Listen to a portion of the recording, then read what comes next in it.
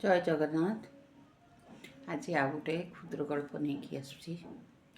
25 ବର୍ଷ ପରେ ଦୀପକକୁ ମୁଁ ଦେଖି ପୁରା ଆଶ୍ଚର୍ଯ୍ୟ ହେଇଗଲି। ସେ ପୁଣି ମୋ ନିଜ ବୃଦ୍ଧାଶ୍ରମରେ। କଳ୍ପନା ବି କରିନଥିଲି 27 ବର୍ଷ ତଳେ ଯେଉଁ ଲୋକଟିର ମୁଁ ହାତ ଧରିକି ତାଙ୍କ ପରିବାରରେ ଯାଇଥିଲି। ମୁଁ ଜଏଣ୍ଟ ଫ୍ୟାମିଲିରେ ବାହା ହେଇଥିଲି। ମୋର କୌଣସି ଲଭ୍ ମ୍ୟାରେଜ୍ ନଥିଲା। ଦୁଇଟି ଘରର ସହମତରେ ଆମର ବି ମ୍ୟାରେଜ୍ଟି ହେଇଥିଲା। ଖୁବ୍ ସୁନ୍ଦର ମୋର କଟିଲା ସେଠି। ଖୁବ୍ ସୁନ୍ଦର ଭାବରେ କଟୁଥିଲା। ସମସ୍ତଙ୍କ ଭିତରେ ଜଏଣ୍ଟ ଫ୍ୟାମିଲି, 3 ଶାଶୁ 3 ଶ୍ୱଶୁର, ଦିଅର ନଣନ୍ଦ ସମସ୍ତଙ୍କୁ ନେଇକି ମୁଁ ସେ ଘରେ ଚଳୁଥିଲି। ତା ସହିତ ଦୀପକର ଯେଉଁ ଭଲ ପାଇବା, ମୁଁ ନିଜ ବାପ ଘରକୁ ବି ଭୁଲି ଯାଇଥିଲି। ଏମିତି ବର୍ଷ ହେଇ 3 ବର୍ଷ ଯେତେବେଳେ ମୋର କୌଣସି ସନ୍ତାନ ସନ୍ତତି ନ ହେଲା, ମୋତେ ଶ୍ୱଶୁର ଘର ଲୋକ ହିଁ ବହୁତ ଚାପ ପକାଇଲେ ପିଲାଟିଏ ପାଇଁ। କିନ୍ତୁ ମୁଁ ଡକ୍ଟର ଚେକଅପ୍ ପରେ ଜାଣିପାରିଲି ଦୋଷଟି ମୋର। ସେଠୁ ମୋର ଉପରେ ଟିକେ ମେଣ୍ଟାଲ୍ ଟର୍ଚର୍ ହେଲା। ମୋତେ ଲାଗିଲା ସମସ୍ତେ ଯେମିତି ମୋଠୁ ବହୁତ ଦୂରେଇ ଯାଉଛନ୍ତି। ସମସ୍ତଙ୍କର ଯେଉଁ ବ୍ୟବହାରଟା ମୋତେ ଟିକେ ଅଡ଼ୁଆ ଲାଗିଲା। ବଟ୍ ମୋର ଦୀପକ ଉପରେ ବହୁତ ବିଶ୍ୱାସ ଥିଲା। ମୁଁ କହିଲି ମୋତେ ଯିଏ ଯାହା କରନ୍ତୁ, ମୋ ଦୀପକ ମୋ ସାଙ୍ଗରେ ଅଛନ୍ତି। କିନ୍ତୁ ତାଙ୍କର ବି ଦେଖିଲି ଆଟିଚ୍ୟୁଡ଼୍ ଆସ୍ତେ ଆସ୍ତେ ଚେଞ୍ଜ ହେଉଥିଲା। ତଥାପି ମୁଁ ଭାବିଲି କିଛି ଦିନ ପାଇଁ ମୋ ବାପ ଘରକୁ ବୁଲି ଆସିଲେ ହୁଏତ ମୋର ଟିକେ ମନ ପରିବର୍ତ୍ତନ ହେବ। ତ ମୁଁ ସେଦିନ ରାତିରେ ତାଙ୍କୁ ବି ଜଣାଇଥିଲି ଯେ ମୁଁ ଟିକେ ମୋ ବାପ ଘରକୁ ଯିବାକୁ ଚାହୁଁଛି। ମୁଁ ଦେଖିଲି ତାଙ୍କର କୌଣସି ରିଆକ୍ସନ୍ ନାହିଁ। ପ୍ରଥମ ଯେତେବେଳେ ମୁଁ ବାପ ଘରକୁ ଯାଏ, ଯେବେ ବି ଯାଏ, ତାଙ୍କ ମୁହଁ ଶୁଖିଯାଏ। ସେ କେବେ ସମ୍ମତି ହୁଅନ୍ତିନି। କିନ୍ତୁ ଆଜି ସେ ଥରେ ବି ମୋତେ କିଛି କହିଲେନି, ଯେଉଁଟା ମୋତେ ବହୁତ ଆଶ୍ଚର୍ଯ୍ୟଚକିତ କଲା। ବାପ ଘରେ 10 ଦିନ ରହିଲା ଭିତରେ ମୋ ପାଖରେ କୋରିଅରରେ ହଠାତ୍ ଆସିଲା, ଯେଉଁଥିରେ ଡିଭୋର୍ସର ପେପର୍ ଥିଲା ଆଉ ସେକେଣ୍ଡ ମ୍ୟାରେଜ୍ର ଗୋଟେ କାର୍ଡ଼ ଥିଲା। ମୁଁ ପ୍ରଥମ ବିଶ୍ୱାସ କରିପାରିଲିନି ଯେ ଦୀପକ ଏତେ ବଡ଼ ଷ୍ଟେପ୍ କେମିତି ସେ ନେଲେ। ତଥାପି ଭାବିଲି ଫେରିଯିବି କି ବାପ ଘରେ ଶ୍ୱଶୁର ଘରେ ପଚାରିବି ଯେ କାହିଁକି ମୋତେ ଏଇ ଭାବରେ ବ୍ୟବହାର କରାହେଲା, ଏମିତି କାହିଁକି ହେଲା। କିନ୍ତୁ ମୋତେ ତ ପଠେଇବା ଲୋକ ହିଁ ନିଜେ ଦୀପକ ଥିଲେ। ସିଏ ଯେତେବେଳେ ଚାହୁଁନାହାନ୍ତି, ତାଙ୍କ ମୁହଁ ଚାହିଁକି ମୁଁ କହିଲି ନା, ଆଉ ଫେରିଯିବାଟା ମୋ ପାଇଁ ଠିକ୍ ହେବନି। ଏହା ଭାବି ମୁଁ ଡିଭୋର୍ସ ପେପରରେ ସିଗ୍ନେଚର୍ କଲି। ତାପରେ ମୁଁ କେବେ ବି ପଛକୁ ଆଉ ଫେରି ଚାହିଁନି। ଏହା ଭିତରେ ଦୀର୍ଘ 25 ବର୍ଷ ପାର ହେଇଯାଇଛି।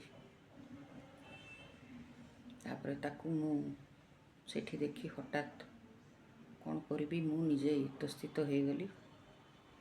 ଦେଖିଲି ସେ ଗୋଟେ କୋଣରେ ଖଟରେ ପୁରା ଏକଦମ ଜାକିଜୁକି ହେଇ ବସିଛନ୍ତି। ମୋତେ ବି ଲାଗିଲା ସିଏ ବହୁତ ଡିପ୍ରେସନ୍ରେ ଅଛନ୍ତି।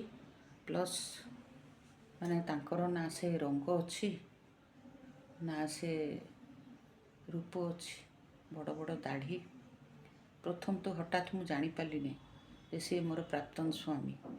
କିନ୍ତୁ ପାଖକୁ ଗଲା ପରେ ବି ସିଏ ଯେତେବେଳେ ଜାଣିଲି ତାଙ୍କର କୌଣସି ରିଆକ୍ସନ୍ ନାହିଁ, ସେଠୁ ବୁଝିପାରିଲି ତାଙ୍କର ଆଖିର ବି ପ୍ରୋବ୍ଲେମ୍ ଅଛି। ସେଇ ଆଉ ଦେଖିପାରୁନାହାନ୍ତି ଠିକ୍ରେ। ତାପରେ ମୁଁ ମୋର ଯେଉଁ ଅଛନ୍ତି ସବୁ ସର୍ଭେଣ୍ଟ ତାଙ୍କୁ ପଚାରିଲି ୟାଙ୍କୁ ଏଇଠି କିଏ ଛାଡ଼ିଲେ। ନା, ତାଙ୍କର 3 ପୁଅ ଆସିଥିଲେ, ସମସ୍ତେ ବିଦେଶରେ ରୁହନ୍ତି। କେହି ତାଙ୍କର ଦାୟିତ୍ୱ ନେବାକୁ ଖୋଜିଲେନି, ସେଥିପାଇଁ ଏଠି ଆଣିକି ଛାଡ଼ିଲେ। ଭାରି ବିଚିତ୍ର। ଯେଉଁ ସନ୍ତାନ ପାଇଁ ସିଏ ମୋତେ ତ୍ୟାଗ କରିଥିଲେ, ଆଜି ସେଇ ସନ୍ତାନମାନେ ହିଁ ତାଙ୍କୁ ତ୍ୟାଗ କରିଦେଇ ଗଲେ। ପ୍ରକୃତିର ପ୍ରତିଶୋଧ ନିଶ୍ଚିତ ଭାବରେ ଅଛି। ତାପରେ ମୁଁ ଯେଉଁଦିନ ପେପର୍ଟା ପାଇଥିଲି, ମୁଁ ନିଜକୁ ଏତେ ଭାଙ୍ଗି ପଡ଼ିଥିଲି, ମୁଁ ଚିନ୍ତା କରିନଥିଲି। ମୁଁ 2 ଥର ଆତ୍ମହତ୍ୟା କରିବା ପାଇଁ ବି ଉଦ୍ୟମ କରିଥିଲି।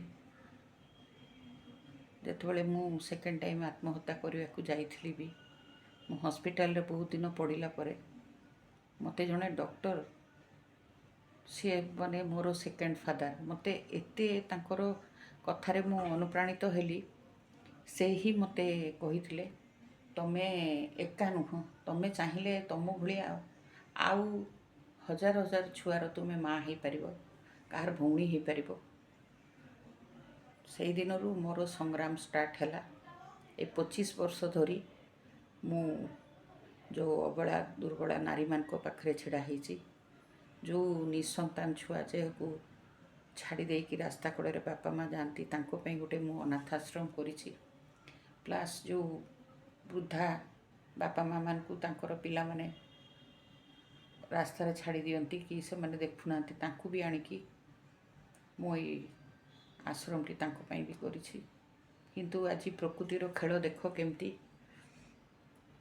ମୁଁ ତାଙ୍କୁ କେବେ ଭାବିନଥିଲି ଯେଉଁ ସ୍ୱାମୀ, ଯେଉଁ ଦୀପକ ଦିନେ ମୋତେ ନହେଲେ ତାଙ୍କର ଚଳୁନଥିଲା, ଆଜି ଗୋଟେ ପିଲା ମୁଁ ଦେଇ ଜନ୍ମ କରିପାରିଲିନି ବୋଲି ସେ ଯେଉଁ ମୋତେ ଆଡ଼େଇ ଦେଲେ, ଆଜି ସେଇ ପିଲାମାନେ ହିଁ ତାଙ୍କର ସବୁଠୁ ବଡ଼ ଶତ୍ରୁ ହେଲେ। କାହିଁକି ତାଙ୍କର ଦ୍ୱିତୀୟ ସ୍ତ୍ରୀ ବି ତାଙ୍କୁ ଛାଡ଼ିକି ଚାଲି ଯାଇଥିଲେ ଭଗବାନଙ୍କ ପାଖରେ। ତ ତାର ସେଇଠି ରହିଲା ଭିତରେ ମୁଁ ତାର ଆଖି ବି ଠିକ୍ କରେଇଲି ଦୀପକଙ୍କର। ଦୀପକ ମୋତେ କଥାରୁ ଯାହା ଜାଣୁଥିଲେ ନ ଜାଣୁଥିଲେ, ଆଖି ଠିକ୍ ହେଲା ପରେ ସେ ମୋତେ କ୍ଷମା ମାଗିଲେ ଆଉ ମୋତେ ଫେରିଯିବାକୁ କହୁଥିଲେ। ମୁଁ କହିଲି ନା, ମୁଁ ଏବେ ଏତେ ଦୂରକୁ ପଳେଇ ଆସିଛି, ମୁଁ ଆଉ ତମର ସେ ସବିତା ହେଇ ରହିନି।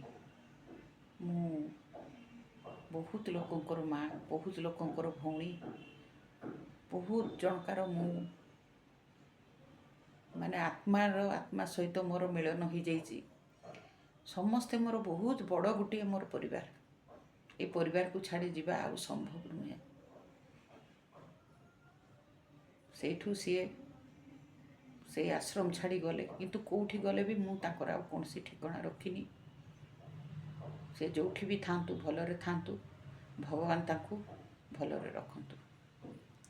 ଆପଣଙ୍କୁ ଏଇ ଗପଟି କେମିତି ଲାଗିଲା ନିଶ୍ଚୟ ୟାକୁ ଲାଇକ୍ କରିବେ, ସେୟାର କରିବେ, ଆଉ ନୂଆ ଯେଉଁମାନେ ଆପଣ ୟାକୁ ସବସ୍କ୍ରାଇବ୍ କରିବାକୁ ଭୁଲିବେନି। ଆଉ ଆପଣମାନେ କମେଣ୍ଟ କାହିଁ ଦେଉନାହାନ୍ତି, ମୋ ମନ ବହୁତ ଦୁଃଖ ହେଉଛି। ମୁଁ ଦେଖୁଛି ବହୁତ ଲୋକ ରେଗୁଲାର ପଢ଼ୁଛନ୍ତି, ବଟ୍ କିଛି କମେଣ୍ଟ ଦେଉନାହାନ୍ତି, ଯେଉଁଟା ମୋତେ ଟିକେ ମାନେ ଆଉ ଟିକେ ମୋତେ ଉତ୍ସାହ ହେଇଥାନ୍ତା। ହଉ, ଆପଣମାନେ ଟିକେ ହାତକୁ କଷ୍ଟ ଦିଅନ୍ତୁ, କିଛି ଟିକେ ଲେଖନ୍ତୁ, କିଛି ଟିକେ ଲାଇକ୍ କରନ୍ତୁ, ସେୟାର କରନ୍ତୁ, ଆଉ କମେଣ୍ଟ ବକ୍ସରେ କିଛି ଟିକେ ଲେଖନ୍ତୁ। ସୋ ଦ୍ୟାଟ୍ ମୋତେ ବି ଟିକେ ଇଚ୍ଛା ହେବ କି ମୋତେ ଦେଖି ଆଉ 5 ଜଣ ବି ଆପଣମାନେ ବି କରନ୍ତୁ।